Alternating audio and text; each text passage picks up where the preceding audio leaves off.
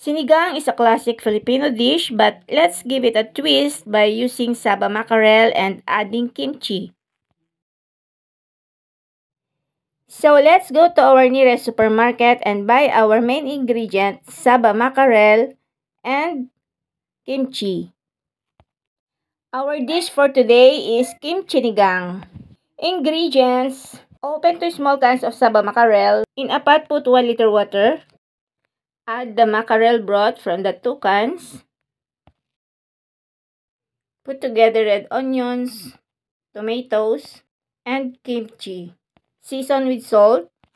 We are going to boil this until the kimchi infused in the broth. Let's add the 2 cans mackerel meat.